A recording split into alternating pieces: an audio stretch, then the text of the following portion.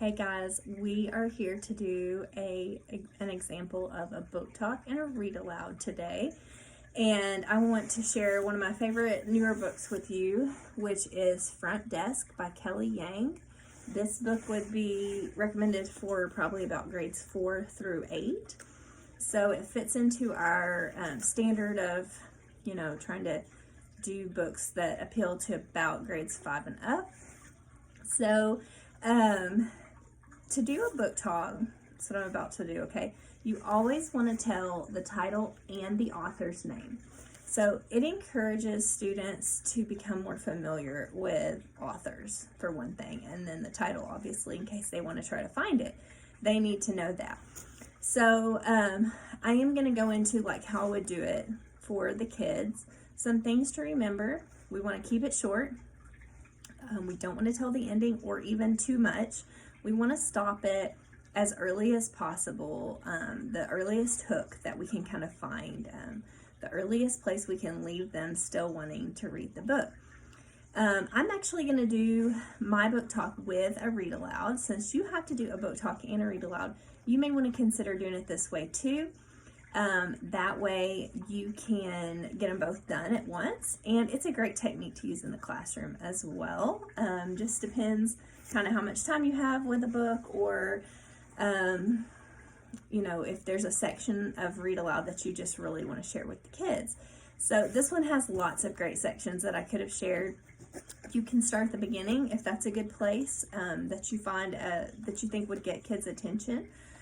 For me, I actually went just a little ways in, about page 24. I'm going to start in chapter 6 when I do my read aloud. So it doesn't have to be from the beginning. For read aloud, we're looking at 5 to 7 minutes at the most. We'll see if I can squeeze it in. And book talk, we're looking at just a couple of minutes, okay? So here I go. I'm going to start with the book talk, and then I'm going to launch into the read aloud, okay? Guys, this is Front Desk by Kelly Yang. This is one of my new favorite books. It's about a girl named Mia. She has immigrated from China with her mom and dad, and they are so excited to be in America, and a place where that they are hoping they can get lots of opportunities for their daughter Mia, that they can be independent and make money and have lots of opportunities.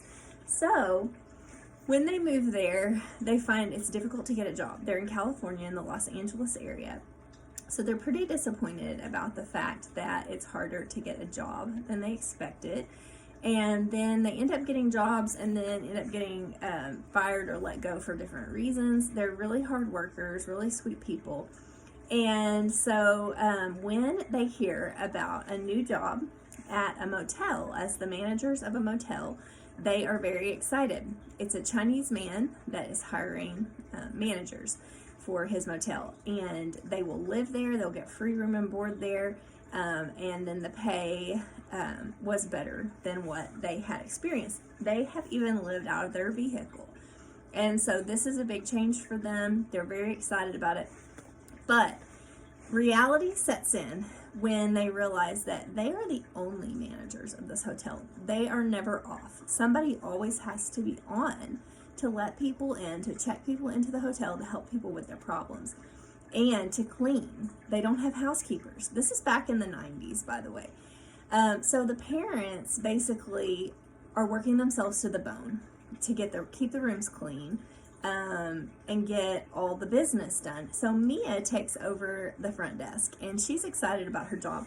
But at first, she really has to learn how things work at the front desk.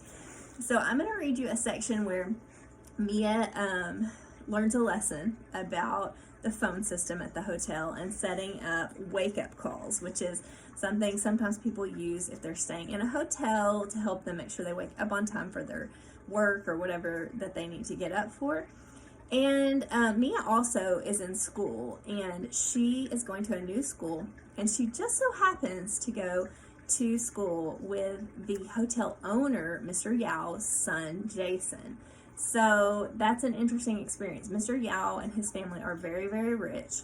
Jason is kind of spoiled, And so that's kind of hard for Mia as she is dealing with a lot of hardship in her life.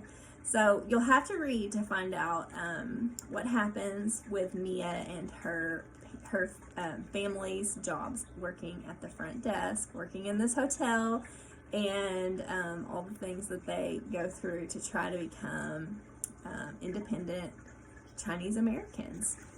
Okay, so we're going to pick up here in chapter 6. Mrs. Clifton from room 5 came running up to the front office at the crack of dawn in her pajamas. She banged on the window. "Open up, I need to speak to the manager." My parents and I jumped out of bed and buzzed her in. "What's wrong?" "I got a wake-up call for no reason at 6 a.m. That's why." That darn phone system. It must have mixed up waking Mr. Stein in room 6 at 5 o'clock a.m. with Mrs. Clifton in room 5 at 6 o'clock a.m. At the thought of Mr. Stein, I froze. I glanced at the clock on the wall. 6:10. He was going to miss his very important meeting. I raced out the back door in my pajamas and across the motel, nearly crashing into Mr. Stein as his door swung open. Mr. Stein stepped out of his room in his robe, squinting at the morning sun. "What time is it?" he asked. I swallowed hard. We had to give both Mr. Stein and Mrs. Clifton refunds that day. As I handed back the dollar bills I had worked so hard to collect, my dad put his hand on my back while I fought the tears in my eyes. It brought me straight back to Mrs. Fletcher's class last year.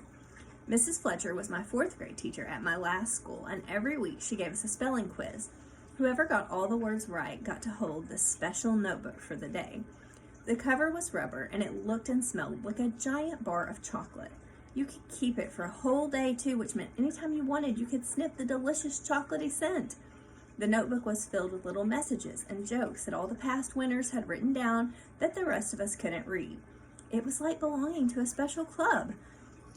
Everyone wanted in on this club, and so did I. But then I started getting my quizzes back and seeing all my mistakes, and the chocolate notebook became as reachable as the moon.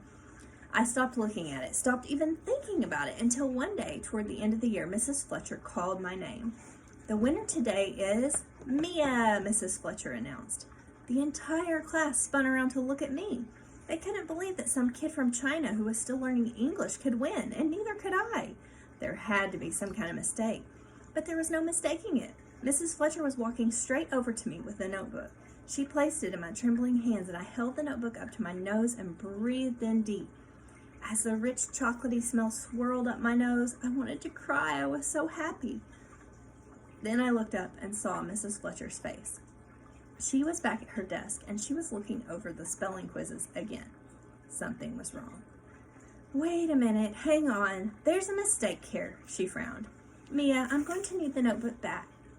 I shook my head and clutched the notebook tight. "No, you can't do this. You can't take it away. You gave it to me."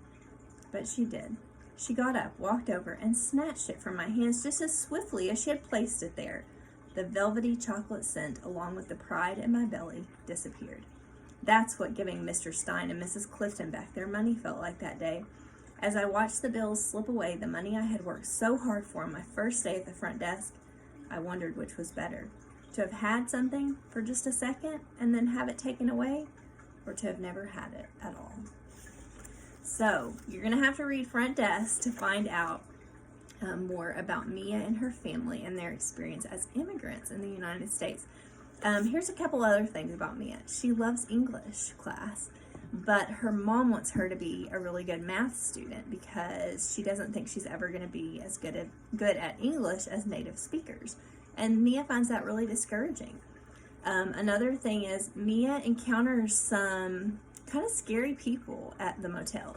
So you have to read to find out how she deals with all her different trials that are happening in her life. It's a really great inspirational story, and I hope you will check out Front Desk by Kelly Yang. Side note, this is historical fiction, if anybody is interested in it, because it takes place in the 90s, which for some of us doesn't feel like history. But it definitely is a picture of that time period, and I really enjoyed it. I was a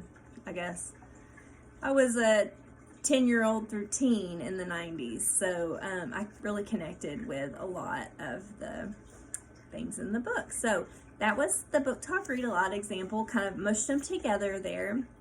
And you might notice too, I kind of added just a teeny bit onto the end after the read aloud. that kind of concluded my book talk, trying to hook my reader in a little bit more effectively. Okay, so that's Front Desk, and that's our Read Aloud Book Talk example. I hope that's helpful.